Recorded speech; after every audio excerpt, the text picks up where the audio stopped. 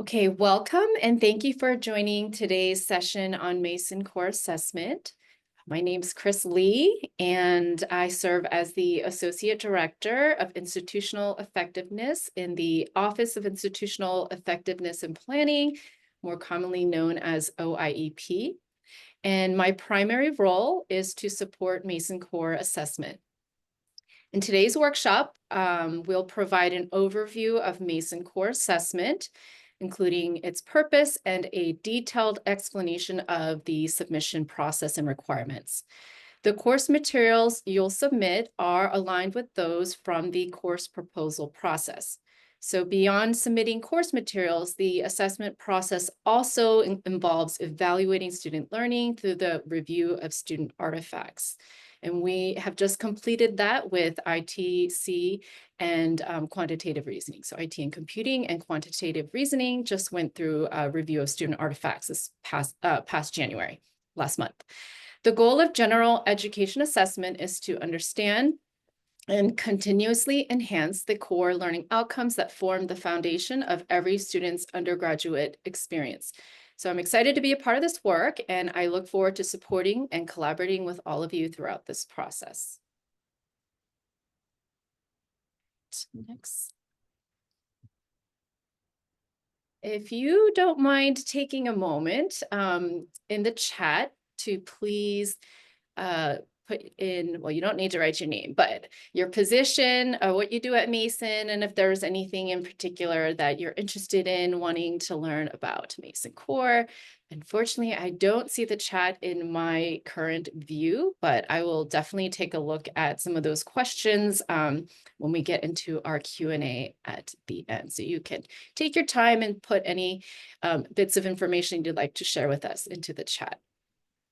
And so next, I'd like to introduce Laura and Trisha will also be supporting us by monitoring the chat. But Laura and Trisha are here, and Laura Palms, Trisha Wilson. If you have any specific questions about the Mason Core learning outcomes and or course assignments, you can reach out to them at Mason Core with no E at gmu.edu.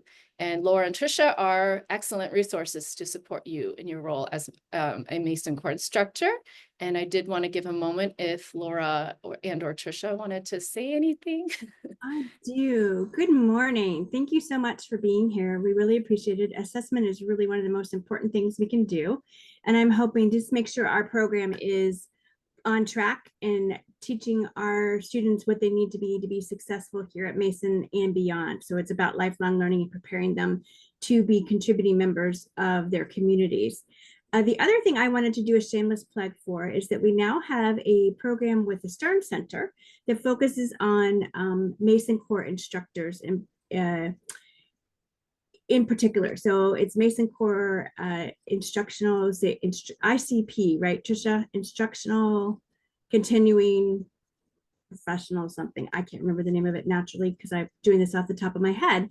However, we sent out a bunch of information on this program in our Mason Core newsletter that went out yesterday. If you something that you might be interested in, please let us know. But it's a series of 5 workshops that are, 2-hour, 1-hour workshops that help you with your teaching, help you think about assessment, help you think about mapping to the learning outcomes that we are going to be talking about. And then also sort of the differences between teaching a general education course as opposed to a major specific course. And they are very, very different. So if you're interested in that, we would love to have you. There's, there you go. Trisha's got it on there, MCICP. And you end up with a credential that you can share with your chair and anybody who's working with you on renewal or promotion. And you can add it to your signature line on your email. And so it is a really great way to make sure that we're helping our students learn, and also ways for things to be more manageable for you, because these courses can be challenging sometimes to teach. And so that was our goal, is to help you find a way to do this better and with less stress and strain on you. So that was my shameless plug. We hope to see you there. All of it's starting, there's one session of workshops on Friday. So if you're open, we'd love to have you. Thank you, Laura. All righty. So today's agenda is, as I mentioned, the background of Mason Core Assessment. We'll talk in detail about the submission process, and this is where you all may have questions, which I'm happy to answer and support you in this process from today and even throughout the semester. And then finally, some resources that I'll be sharing with you. All right, so to begin with, the assessment framework focuses on understanding, who the various stakeholders are and clarifying the role of each participant and stakeholder in this process. So Mason Core is centered on student learning. The assessment process also offers valuable opportunities to support faculty with resources within the core and such as those that Laura just mentioned. And finally, and additionally, the Mason Core assessment aligns with regional accreditation. So with SACS COC and as well as SHEV. So these are the various stakeholders, our students, our faculty, and the institution as a whole. So as you may know, creating an ongoing and sustainable assessment plan for Mason Core, this is a key priority and something we've been working very hard at establishing. The current Mason Core assessment plan aims to build on the excellent work that has already happened. The last assessment cycle from 2017 through 2020, you can find this report on our website if you're interested in learning the outcomes of that report. Provided valuable insights into how we can continue to refine best practices in assessing the core. So over the last 2 years in particular, there's been a lot of work done to establish a foundation for how this sustainable process could look. And so we're continuing to work with various stakeholders such as the Stern Center, all of you, to build on this past work and create a very strong, sustainable foundation for the future of general education assessment at Mason. And I'd like to highlight a few changes. Some of you may be aware, but if this is the first time you've been in a workshop, this will be new to you. So here are some of the changes we've implemented starting the fall 2024 semester. First, instructors will receive randomly selected G numbers. So if you taught a course last semester, you may remember you received an email with student G numbers in that email, and it led you to a Qualtrics link. Additionally, the assessment cycle for each category now spans 1 academic year rather than 4 semesters or 2 academic years like it did previously. So going forward, each category will submit over 2 semesters. However, for the current categories, arts, literature, and social and behavioral sciences, we're sort of in a transition year. So instructors who submitted course materials last academic year or this past fall 24 semester, you do not need to submit course materials, the syllabus, assignment, or student artifacts this spring 2025 semester. So you'll be asked to simply note in the Qualtrics link what your submission status is. So you're basically going to be answering one question, and I will go through this in more detail in the upcoming slides. So these are the changes that we've implemented and going forward, starting in the fall 25 semester, you should not expect any big changes going forward. Then every year, there'll be categories that will be going through assessment, and they will be required to submit each of those 2 semesters.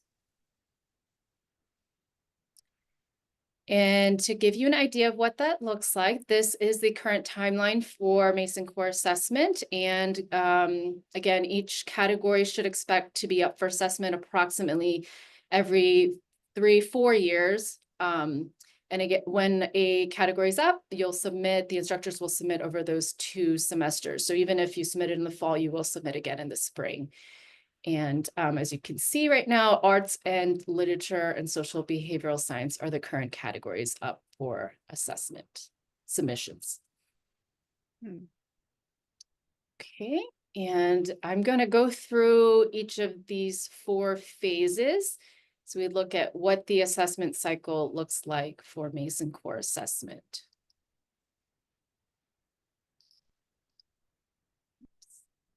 All righty. So the first phase is identifying the outcomes and the measures. And this is really set with 3 specific questions in mind. And they are student-centered. So our students, excuse me, demonstrating achievement of learning in this assessment cycle. How has student learning changed since the last assessment cycle? And what changes should be made to improve based on the assessment findings in this report? For the for what we share with SACS, COC, and SHEV, and there is the most recent SHEV report that we've submitted, if you're interested in looking at that on our website as well. They're really, really interested in knowing what has changed and what changes should be made to the assessment process and or student learning based on what is discovered. So that is a really important piece. The outcomes are obviously very important as well, but really the implementation of changes is what they're really interested in knowing. The second phase is data collection, and this is what we will be talking about in more detail today. And this is where instructors sort of play a key role in this process with submitting their information.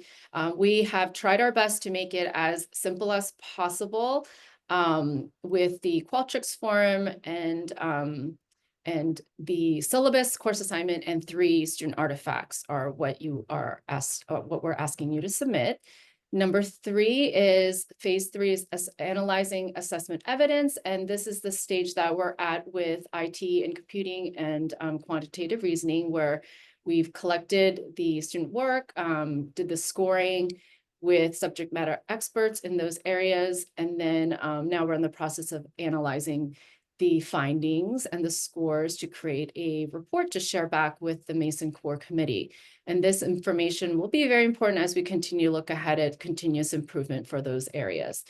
And then finally, using the results for the improvement. So the Mason Core Committee will review and revise as necessary the structure, the outcomes of those core area of the categories. And in line with that, based on what we learn and what we find, we would love to partner with departments and faculty members to engage in professional development opportunities to support student learning. Okay, so now I'm going to go ahead and take us into the submission process.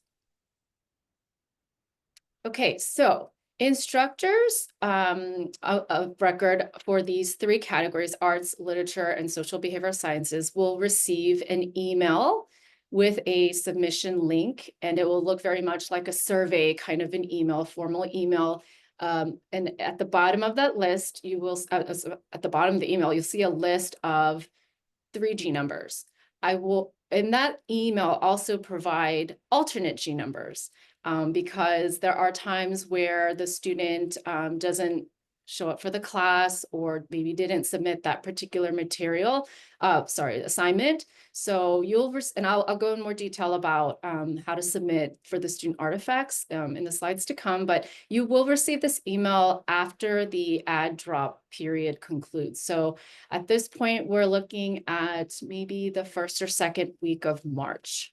And so the add drop period, and then it takes folks in our office a little bit of time to prepare our census files and get all of that ready to get those G numbers out. So that is the reason why we have that time period set, but you can certainly start to get some of your materials ready. So when you receive this email, you'll open up the link and there's a question, do you need to submit materials? And again, this is a unique thing that we're doing for this year, just to kind of alleviate some of the burden so that, you know, if you already submitted last year, you don't have to keep submitting for 4 semesters. So that's why we're doing this. So we just kindly ask that you could take a moment to please just say, you know, yes, I need to submit, or no, I submitted materials. And that way that confirms that you are participating, but you don't need to submit the actual materials. So again, if you submitted 23 to 24 academic year or in the fall 24 semester, which is this academic year, you don't need to submit the actual course materials.